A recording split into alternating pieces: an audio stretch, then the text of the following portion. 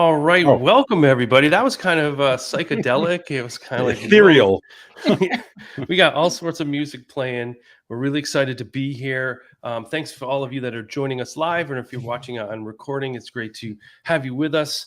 We're going to be talking about AI in action tonight, and I feel a little selfish because for all of you out there listening and watching, that's great. But I get to hang out with two of my favorite people tonight. So I'm really excited. For those who I have not met in person, my name is Matthew Joseph. I am the Assistant Superintendent of Technology and Learning in New Bedford, Massachusetts. And I'm really looking forward to bringing that district lens into this conversation. And even today had a great workshop with both Carl and Adam File, a 6-week program on boot camp around AI in action. So I look forward to diving into some of the ways that we're using it within district. I'm going to kick it over to my co-host on a different podcast. So I'm used to kicking it over to her, to Lori Guion. Lori, thanks for being part of this. I'm looking forward to the next 40 some odd minutes. It should be a blast to spend time with the both of you. It's exciting, everything we get to do with AI and to have these conversations, I think are super important. For those of you who don't know me, I'm Lori Guion. I am the lead coordinator for instructional technology programs at WSWHE BOCES. And co-host of the Smile Factor podcast with Matt. And I'm looking forward to seeing Carl in a few weeks at Nice Gate. So I will toss it over to Carl so he can introduce himself too. Yay! Well, thank you There guys you so much go. for. Thank you. That was a great segue. Like y'all have done this before. I get the feeling you're pros at this. Well, thank you so much for that, Lori. It's not oddish minutes when it's with you guys, though. So There you go. There you go. So Carl Hooker, 27 years in education, former classroom teacher, administrator here in Austin, Texas, where the weather is still warm.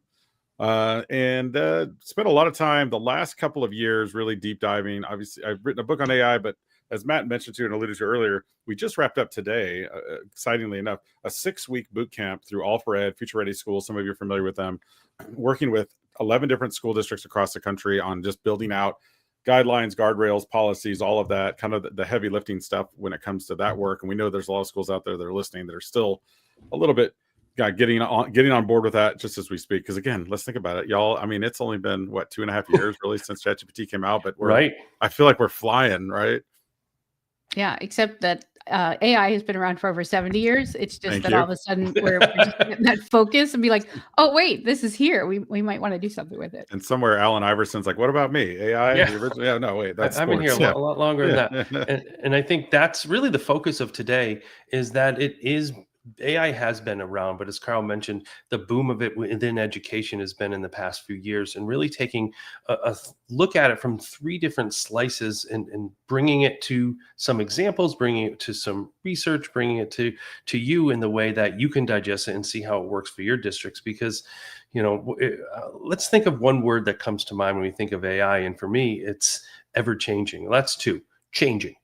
And I think when we think about it, just from talking with individuals like yourself, talking with, multiple districts at the boot camp, being at events like this, everyone's at a different starting point. So for me, that's one of the things that we can look at is, where are you right now? So it's changing for me. So, and it's changing practices and changing mindsets as well. So Lori or Carl, what's one word you think of when you think about AI? Go ahead, Lori. Oh, thanks. I was thinking that AI would have put a dash between ever changing, and it would have been one word for you. M dash. There you go. Yeah. That's right. For me, I honestly, I feel like it's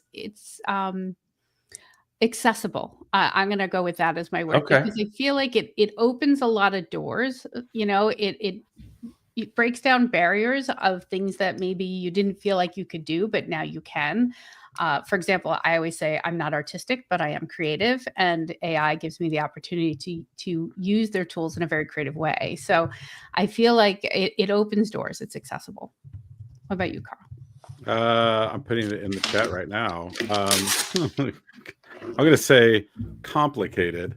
And then I realized I can't spell complicated without the help of AI. It's just kind of ironic. I think it's complicated in the sense that, like everything else, like anytime you have a really good loving relationship with somebody, you use this phrase, right, Lori, right, Matt? It's like, it's complicated, right? Like you take the goods and the bads, you know, the evils of it in terms, and I don't think AI is evil, but I do know a lot of people out there that are worried about it or fearful of it. And I don't want to dismiss those fears, because there is definitely, you know, there's been reports in the last couple of weeks about AI kind of, you know, deciding not to turn itself off when its creators have tried to turn it off.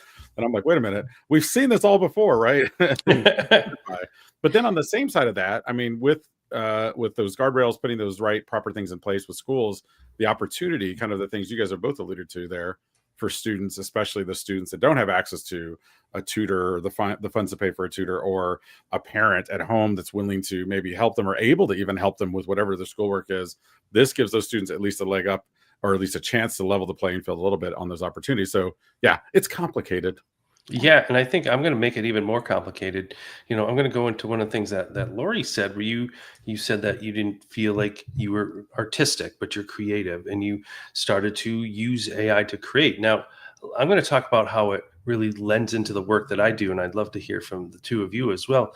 Now, somebody in my district might say, well, that's not creative, that's cheating, or that's not even your work. And I think one of the things that I'm battling right now in district level is, where's that line, and where is the work? And for me, one of the things that I've been really pushing in our district, and pushing in the work that we do, is that if it is the individual's thoughts, ideas, and work that might be enhanced, that might have a different spin on it, then that is human intelligence. That is no different than using, as Carl said, a tutor.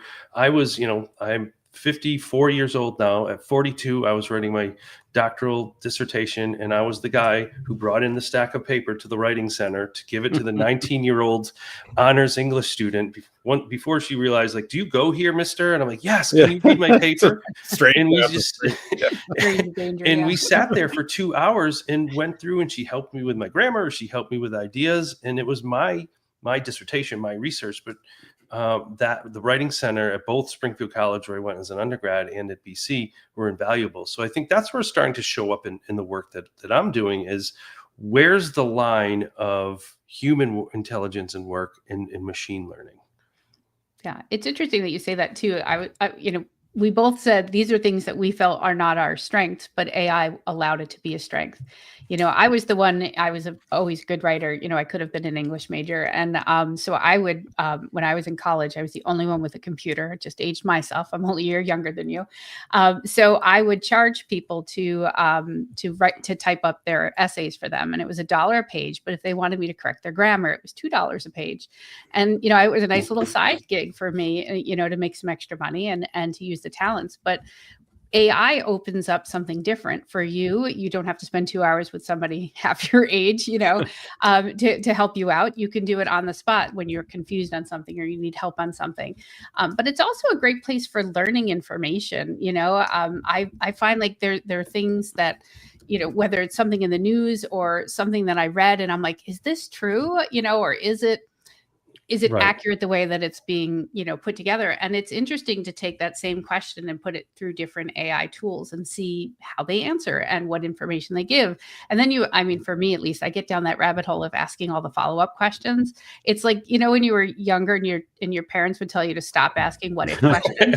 Now I have free reign. I can ask as many as I want and it's never going to get annoyed at me. So, I can Let's ask hope. all those what ifs, right? Yeah. It Although if hasn't you tell yet. it to, it will. I mean, if you say, don't give me because let's be honest, I mean, it does give you a very glossy, positive, we want to, and I think that's the way it's been programmed. But I know you can ask it to be straightforward and ask it to say, hey, don't give me, the BS, give me the real deal answer. I want straight and honest. I can take it. Trust me. But you almost have to coach it to that point. And even then it's like, well, you're still amazing and great, but I'm going to tell you a couple things you Right. can probably fix. Right. So yeah, the unlocking of certain things that I don't know if you guys both experienced this, but there's like over the last couple of years, I've noticed like, well, I've thought about an idea of something. And in the past, that idea would stay dormant. It would just stay in my head until I disappear. I'd write it on a note. I have a list of 78. Now it's up to 78 crazy ideas that I want to try in my life. And some of that list just sits there and it doesn't do anything. And then it goes away. But now it's like, ooh, what if I added a tool, or if I had a tool that, like the whole karaoke thing that I do to open up all my sessions, Great. which is a fun way of blending music and art to things that I cannot do at all. But now I can. because of AI. And now it's an opportunity for me to sit there and think, okay, I can take music, blend it with art to create this artwork that based on the song. Yeah, I would have never been able to do that before. And so to leaders who worry, and it is a concern about it killing creativity, I always argue, I say, well, schools have been doing that for decades. So it doesn't need any help from AI. But I also think it also gives opportunities for opening creativity for those of us that aren't maybe blessed with a paintbrush or a pencil or a musical instrument, right? Yeah. Yeah, and I think that's really one of the entry points I see in districts, that we can start to really enhance some skills that students are really starting to learn or have budding skills on something, or maybe a gap in their learning where we talk about differentiation a lot, or how can we support students. Well, what I'm seeing as an entry point, I think really two for me, and I'd love to hear what the two of you in your work, what you've seen. The two entry points I've seen are really to enhance a learning gap in some capacity. I'm not saying like special education or IEP gap, but like for me, it was writing, and Lori, it was, artistic. And I think it enhances that and allows you to feel more confident. And I think a second piece is around efficiency. I've seen a lot of, and especially in the work I do supporting principals, using it to create schedules, to support newsletters, different things that create efficiency in their work. And that's two real entry points that I would recommend for any of our I see people on now. If you have questions, feel free to throw them in the chat. We'll kind of address them. Some of the things that I would say to the viewers is really looking at that efficiency in their work and how you're enhancing maybe a skill you're not as strong with. Yeah.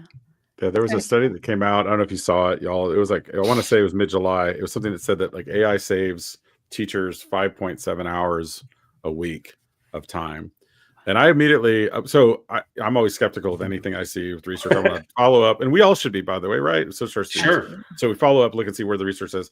And if you look at it, I posted something on social, and people were immediately saying, well, 5.7 hours. I mean, a teacher only works 40 hours a day. And I said, there's your first mistake, because they work more than 40 hours a day, or 40 hours a week. I mean, and I said, so maybe it saves some grading time, maybe answering emails, but I don't know. I feel like for all the efficiency it saved me, it's also that time is substituted with deeper dives into things. So I'm almost spending maybe more time, but not in a bad way, but more time directed at deeper learning or things that I really want to know more about, versus it's going to help me answer this email or help me answer the 5-part question or whatever. Now it's actually saying, okay, now I want to learn more about it. You were kind of alluding to this, Lori, earlier when you said it helps you kind of like rabbit hole a little bit, right? It's like an AI. We have to figure out a phrase for that. It's not rabbit holing. It's something different, right? Well, maybe AI can come up with it. But Lori, I'm sure it could. Yeah. Yeah, it's interesting. Yeah, I mean, we talk about what we're going to do with AI or how we're going to use it. And I push into different schools every day. I'm in 31 school districts in upstate New York, over 5 counties. 70% of my districts are rural. So a lot of, open land with, where it's an hour bus ride for kids either, both ways, to get to uphill. Stuff, right? Very broad area. And the most consistent question I get with AI has to do with cheating, which I know we've kind of alluded to a little bit. We haven't actually talked about it.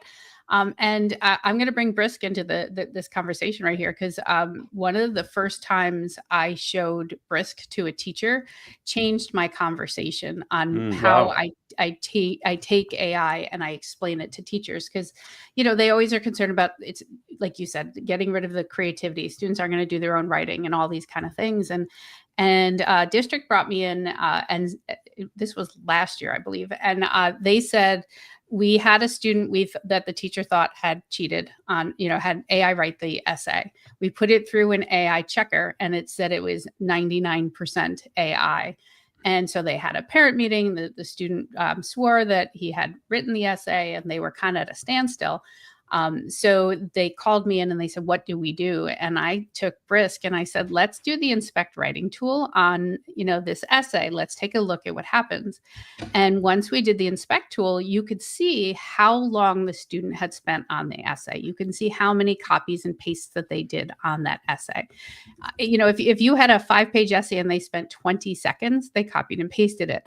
But if they spent 2 hours, they probably did the work. you know. Right. And then if you start breaking down even the parts that were pasted, what was pasted, maybe the images, maybe they used an AI tool because they couldn't get a paragraph to make sense and they needed it to be reworded, right? Matt, you said you used to go to a tutor to do that. It's no different asking Will do. AI to do that. And I will say with 100%, I believe he wrote his own essay, you know. And so I think that we have to think about the ways that we're going to introduce AI and without the fear that often comes around when you're talking about what is it going to kill, what is it going to take away. And I think that kind of place where you can say, according to this tool, your student spent this much time, and you've always been able to kind of see that on like the history Sure. and that kind of thing, but here you can actually literally see them write the work and do the work. And I just feel like that's the entry point maybe for teachers to see the power that AI can have. But I also think that it becomes, okay, now how are we going to teach the right ways to use it? How are we going to make sure that we're checking our sources, that we're not just relying on AI to do the work for us? Yeah, I think my entry point, I kind of skipped over it too, but this goes to, I want to give a shout out to Jackie Patno, who's actually in New York City Public Schools. Her and Laura Gondo told me when they first rolled this out in New York City, which of course, largest school district in the country, they said, find something personal, like do something simple that's personal to you, whether it be a menu, a recipe plan, a workout plan, something like that, just to get that entry point that's very light, it's an easy lift, but then it also solves a problem that you're maybe struggling with, and then start to expand it from there. So starting with that personal kind of problem solving aspect sometimes helps take a little bit of the pressure off of, okay, now I'm using it for something nice. I have lots of ways of introducing it in workshops that I do, just subtly, to get people into it to where they're all of a sudden going, oh wait, now all of a sudden I'm using it and I didn't even realize I was. But I think that's kind of, you have to start with that personal lens, I think, sometimes too. Definitely. Yeah, and I think, you know, you brought up Brisk, Lori, and yes, it's sponsored by Brisk. I have my shirt on. We're going to bring in a representative in a minute. One of the things that I saw when we piloted it in our district that was really impactful is how it was able to level text for students. And we have a very, you know, well, I don't want to say large district because where Carl's from, it's probably one school, but we have 13,000 students in our school, and we have size. Yeah, we have, you know, our high school, but we have an alternate high school as well, and then we have another school where students have some learning disabilities, so they're not all working on grade level content. But we were able to use Brisk in a way that it leveled text for them, so the class could still be having a conversation about a story or about a topic. But when you put the text and you leveled it, it allowed the students to read it at their reading level and Lexile work, so that nobody felt like, and nobody knew who's had which text. It was the same base text, and then it was leveled, and then there was a discussion. And what I have found, and somebody who would rather talk than write, the students who were able to read it at their Lexile level and then have a discussion, they were really articulate. They were able to talk about it, and they were able to have those discussions and not feel like they weren't as good of a reader as maybe somebody else. And before we bring in somebody, because I want to show some of the great highlights of that, Carl, what are you seeing on a national kind of landscape of how districts are utilizing AI kind of an entry point?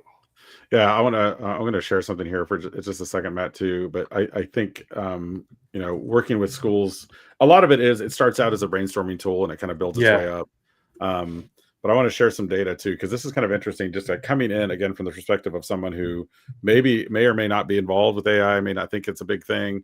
I mean, I'm no math I am a math person, so I shouldn't say that. But I like, you know, if you like graphs at all, this one explains a lot. There's a lot you can see from these. And again, just explain it quickly. You know, Netflix took 3,500 days to reach 100 million users. And then you see Twitter, Facebook, Spotify, Instagram. They're like, no way anything will ever be faster than Instagram. It was like 1,000 days. And then there's that straight line straight up. ChatGPT, 100 million users in less than just a couple of weeks. And so those trends are important for our students, because here's another one that just came out last year. This is actually OpenAI's data about how many tokens are processed throughout a course of the year. Tokens being queries, things like that. So you can see 100 billion kind of at the top of the chart. Mm-hmm. But what I noticed here is a stark drop off that happens right around June. Early June. And if you wonder, yeah, and it's funny, I've asked audiences and like, well, maybe they switched to something else. I'm like, no, because it's interesting. The numbers are actually higher again. So there's a big thing that happens and coincides with all this. So I think, you know, looking at the national data and global data is a big part of this. One other thing I'll share with you is just kind of, this is Harvard Business Review, but, you know, they talked about the top uses of AI. And then it's interesting to see the change, even the shift of stuff we've talked about, like generating ideas is number one. in 2024. Well, now that's down to number 6. So it's already dropped on the list a little bit. By the way, I love fun and nonsense. That's down there on number 6 on the list. Yeah. I hope, is that number 1? Yeah, I That should hope be so number too. 1. It should move to number 1. Generating code, something that was lower before, now moved up a little bit higher. You can now generate a light amount of code with lots of different programs. I know Canva AI. I know that there's Gemini does some coding, Claude does some coding. Enhanced learning. I mean, you just talked about it with your reference to Brisk and some of the things you can do with that. I love her making brainstorm lists, but in a way that also helps apply those things. And so this is global, but this is not just student usage. I'm talking, across the planet. These are what people are using it for. The top 3 are all personal. Wow. Very personal. Finding purpose, organizing your life, and therapy and companionship. And those of you listening out there, maybe like therapy and companionship. Ooh, I got that same feeling. I did to kind of breathe in through the teeth thing, and I'm like, that kind of makes me feel bad. But then I also start hearkening back to the conversation we had earlier about tutors and the access to those. And I'm not saying a therapist, AI therapist, could ever replace a human therapist. But if you wanted to bounce ideas off of someone or something that is not opinionated, doesn't have a personal relationship with you in some way or another, doesn't have a bias towards you in theory, you could ask it questions. Of course, it's going to be nice when it responds, but maybe like, hey, I'm really struggling in my case with a 16-year-old daughter who wants to travel to the beach with a friend of hers who maybe I don't want her to travel with. How do I start that conversation with her? So again, not really a therapist, but in some ways a companion to answer those. So what do I see on the global scale, on the national scale, is it's kind of scattered all over the place, to be honest. I mean, I think of uses of AI. There's some schools that have blocked it up until this year. There's some schools that are like way ahead. They've already built and drawn out AI curriculum for it. And so I always try to share one more thing. I just realized I took my screen off and I forgot to share this one last thing, because this is also kind of an interesting landmark of where we are on the AI landscape. And so I always ask schools to say, okay, where do you feel like you are personally on this, whether you be a school leader or department? So if you throw it back up there, Matt, I'll just go through this real quick.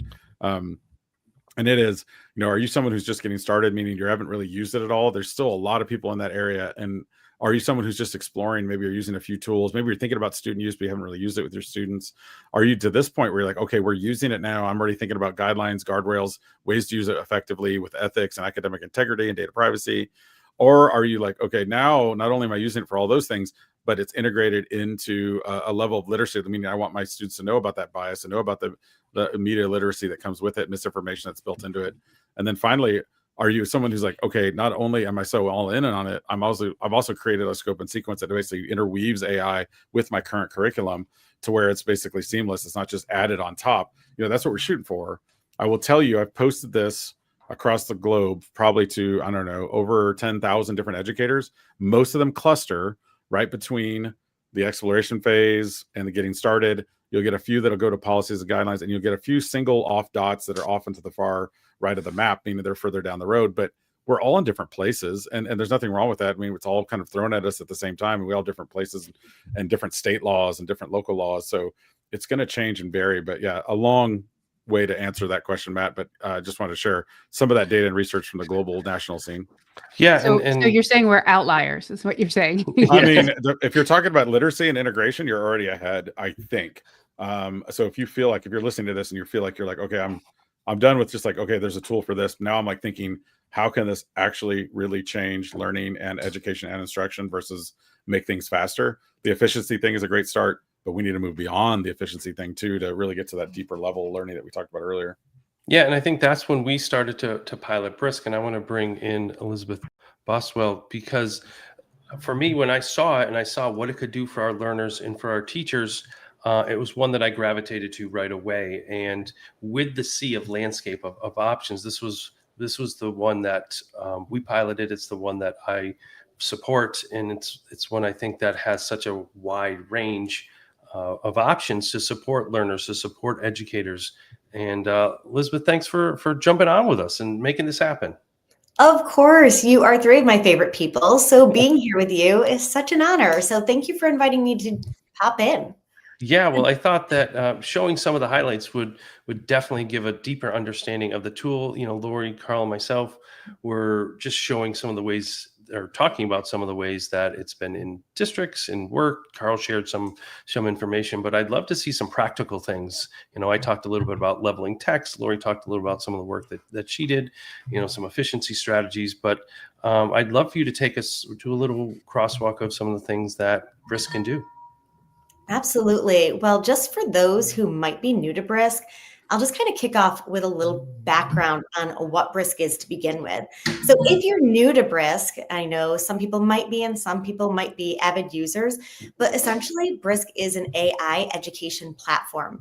And Brisk really aims to support educators at every stage of learning. So within Brisk, you are going to find that you have many features. Our newest, and that's what I'm going to really feature tonight, is Brisk Next.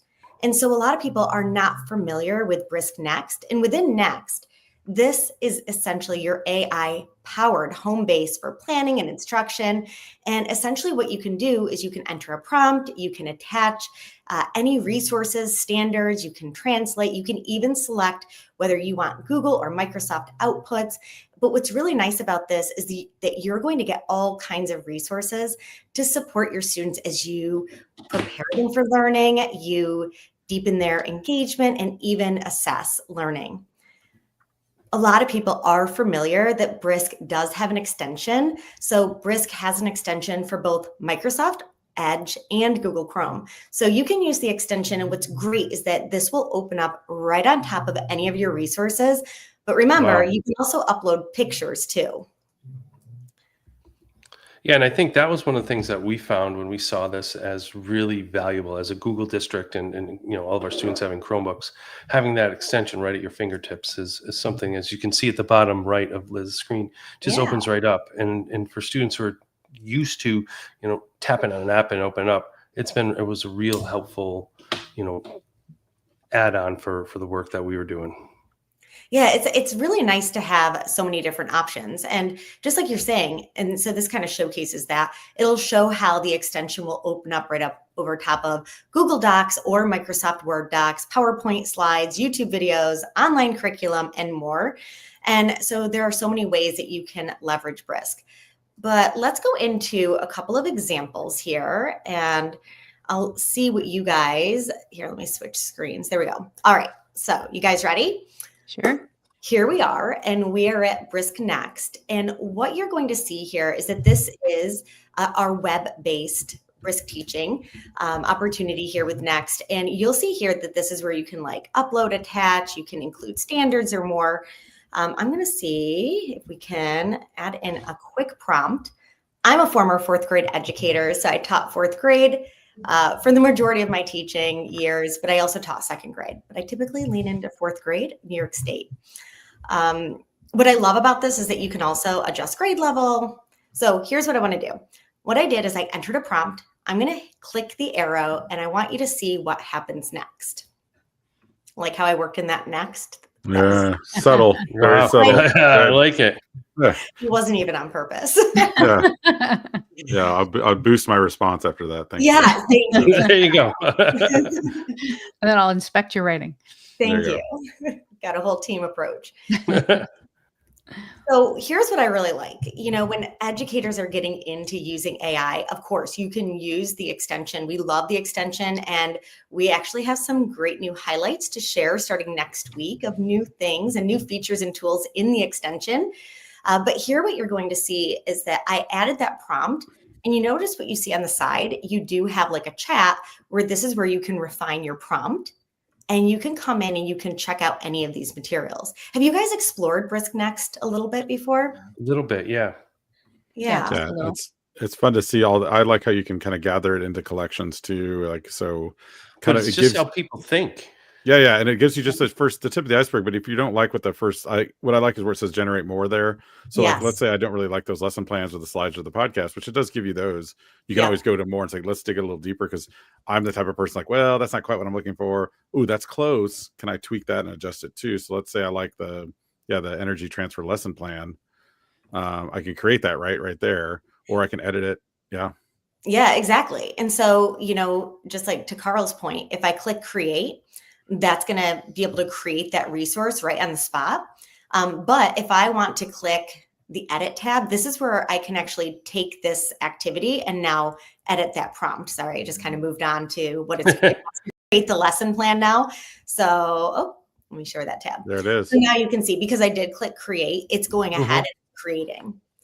But what is cool is that you can click that create, you can see what you get. And if you're like, oh, that's not quite what I want, you can come right back and you can edit that prompt for that specific activity. Yeah, make And it I like think make that's it so 2 days long instead of 3 days or whatever. Yeah, you can change. Yeah, the and I length, think yeah. again in this brainstorming, the way we brainstorm, the way we have discourse, like updating and having these conversations to edit work is so important. Yeah, I think it's neat too, because sometimes you don't know what you want. You know, you have this idea, like, I got to cover this topic, but it's not always, I want a lesson plan, or I want a podcast, or I even want to have presentation slides. I might not know what I want, but by putting it in here, it's giving me options, and I might think of something I hadn't thought of. Maybe I hadn't thought to do an Energy Explorers podcast, but now I want to do that, right? Or, ooh, a debate. Let's talk about, yeah. energy transfer. That's a cool idea. So I think it becomes more of that. I don't want to say it takes your creativity away, but it offers you some things to help you be creative, because you might not have thought of doing something like that before. Yeah, it kind of like sparks the creative side, because I know what it's like as a teacher at the end of the day, or even like first thing in the morning, you think you're ready and then you're like, oh, you know what I need? Or you might need to differentiate on the fly.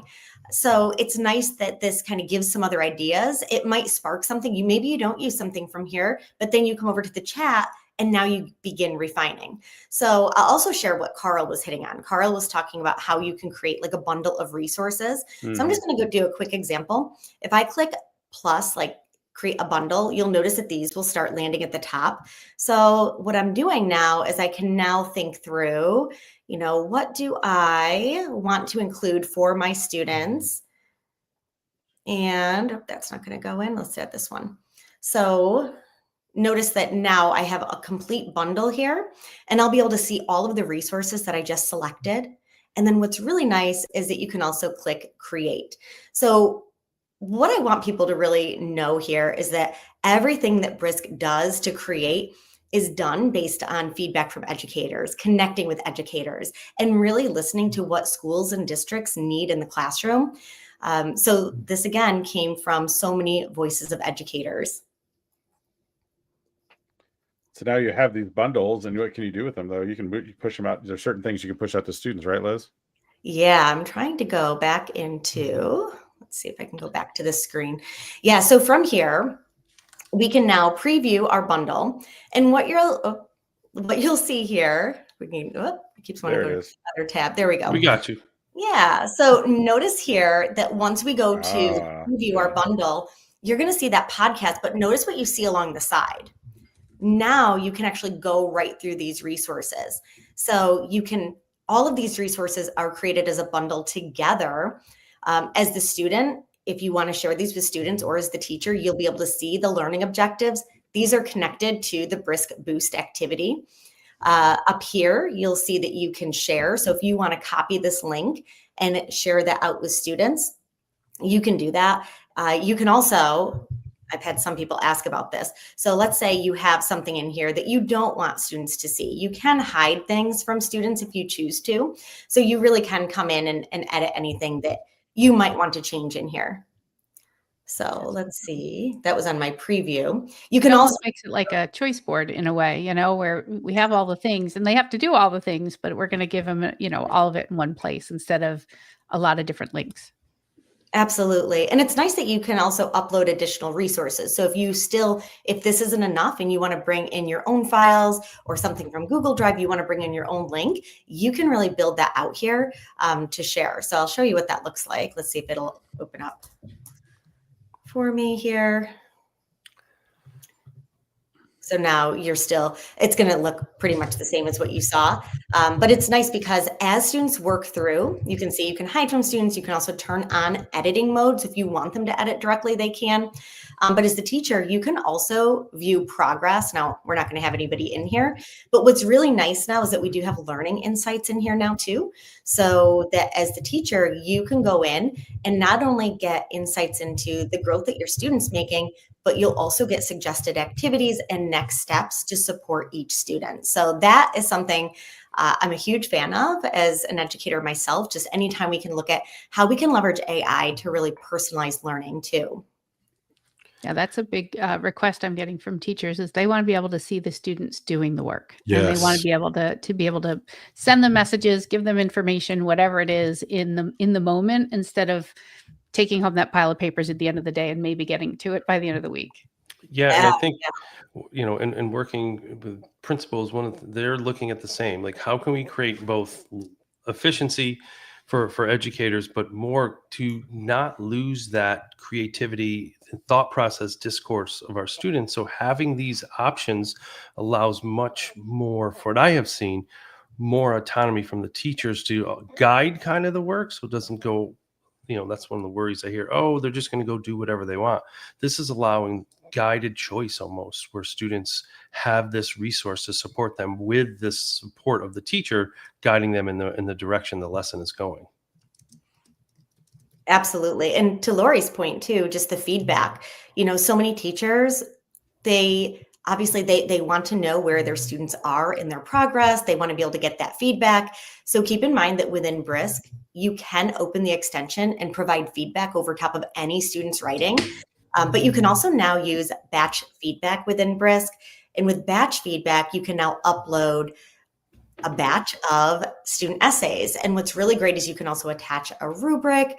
You can be able to get all of that feedback for all students. The best part is that I know my mom, she's a former English teacher herself. And so she's like, but aren't the teachers still reading all of the feedback? And absolutely, like essentially anytime, and you guys know this too, when we're using AI, it's really a launching point for us, right? Like it's doing the heavy lift, but as educators, we should be putting our eyes on everything. Even if we're using a tool for feedback, we still want to go in and still customize. We want to make sure that it really speaks to that student.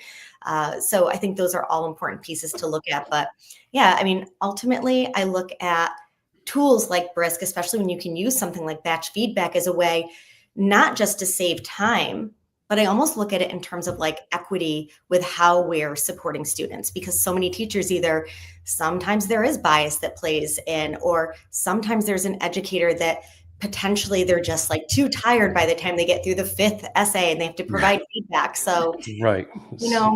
I agree. Like that.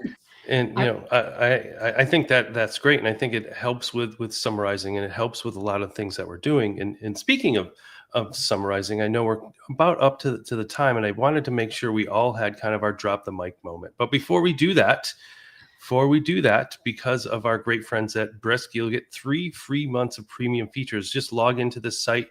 I'm going to let that run for the next 5 minutes, for our last 5 minutes. Feel free to jump on, check out some of these great premium features, check out what that really can bring to your students, and try it out. And if you need anything further, you can check out Brisk or connect with one of the representatives to learn a little bit more. But one of the things I wanted to kind of end with, because it is one of my, I'll say, biggest pieces of feedback, as you were talking about, to teachers, is we wrap up right at the end. And same when I do presentations, if I like, okay, great, and everybody leaves, it misses that point of really one action step. And I think one of the things that, working closely with Lori and Carl, is we really want to put things into action. And I'd love for you to take 1 minute and just talk about one thing you've heard today, or something from Brisk that you've seen that teachers, because sometimes there is hesitation in starting something new, that they can put into action. Carl, I'm going to have you go first in case you have to jump off. Yeah.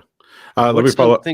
Yeah, let me ask real quick a follow up to Liz, because the premium, I noticed you got the 3 months free. Tell us what you get with that 3 months premium. Yeah. Liz. Yeah, so some of the things that you will get with that is that you'll get access to, such as longer podcasts that will generate. You'll get oftentimes like a faster turbo LLM. So you're going to be able to get quicker responses in here as well. You're going to get, with Brisk, you get almost all of the features for free as it is, but you will get upgrades with all that you can do with the current features and some Awesome. extras. Well, and that gets me to my kind of walk off here, Matt and Lori and team. And that is that, I think one of the opportunities that we have in front of us now with tools like Brisk is that everybody learns differently. we have been as in education a text-based society. Everything has to be text in, text out. That's it. Now we have opportunities to create images, to create podcasts, to create interactive chats and conversations that we didn't have before. That's going to reach all different learners. I know I learn many different ways. I take notes by drawing, and I didn't pick that up until later in life because I was told write handwritten notes. Right, that's what we're supposed to do. And so everybody's a little bit different. I think to have the ability to actually truly differentiate multimodal learning, I think having a tool like Brisk is powerful for that. So that's what I'm most excited about. Awesome. Yeah, I agree, because as you were going through it, Liz, and I was looking at what's available and what you can do and how you can organize it and send it to students. I love that you can add in your own parts to it. Like Matt knows this. I bring Lego wherever I go, so I would when I go in there and I'm having them make something, give me some sort of Lego construct that will work, or give me something that I can use for, an activity. And I'm always I like to play games. It's not so much that I want it to always have a competition, but I want things to be fun in my classroom. I love to play games. Pretty So competitive, folks. it allows you to do that, to say, I want to create this and I want it to be gamified in this way. And sometimes, I mean, my brain works a mile a minute. So I often am like, oh, I've got, paper cups and pennies. We got it. We're going to get this done and we're going to do this activity. But sometimes I need a little help. So I think that it's great that the tools are right there. It's your guide on the side, or your place to bounce ideas. It doesn't have to be the end all be all, but it's going to take away some of those restrictions that maybe you couldn't think of on your own. So yeah, I'm a big fan of Brisk and what it can do for our students, for sure. Yeah, and Lori talked a lot about the students. I'm going to talk about the educators, that it can, working off what Carl was talking about, can save time and in the efficiency in brainstorming, in team meetings. I've seen a lot of people put in data and have help analyzing, and then not just output data analyzation. What are some things we can put forward with it? And just like anything else, the more you utilize the tool, the more it starts to understand where you're going in lessons. And I've seen full lessons uploaded, because with a PDF, we, a lot of our curriculum is digitally, on our computers or whatever. You can download a PDF and upload it into Brisk, and then give what are some lesson openers? What are some different ways to talk about this in centers? And for me, teachers using it for planning and team meetings, and then really beefing up their daily lessons is something I just keep pushing. And I know that's maybe a hesitation to start this, but if you start on that level, and as Carl said, make it, a little bit personal to your work, maybe not to your personal life, but to your personal work, to your classroom, really make it your own. I have found that that's really the best jumping off point that we have seen. And Liz, I'm going to end it with you and wrap it up in 1 minute. How is Brisk making teachers and students' lives even better? So I would say for educators, I think it's really giving them a launching point for all that they're doing. It is really helping teachers to save time, be more efficient, and to be able to provide students all that they deserve. As a former educator, but also as a parent, I think about how many teachers have the best intentions and what they want to teach, but oftentimes either they don't have the time or they don't have the capacity to do all of those unique experiences when we're talking about like hands-on, real-world problem-solving activities. And I think about how now you can drop in your standards, drop in your idea, add in some Legos, or if you're like me, something with Play-Doh. So then you get all of these sixth grade, it's the same thing. But now you're really looking at how do you deepen engagement for all students and differentiate. So I probably hit on quite a few things there, but I always think about my own kids in that way. So yeah. I like it. Well, just brisket, right? Yeah, just brisket. Hey, brisket, guys. Yeah. There you go. Well, Elizabeth, thanks for putting this together and all the work that you do. And Lori and Carl, always great to connect, learn from you. And we'll all continue to connect and support education moving forward. Thanks so much. This has been Thanks, great. everybody. Thanks, everybody. Have a great evening, and make sure to use those premium features. Brisket. There you go. That's the wrap.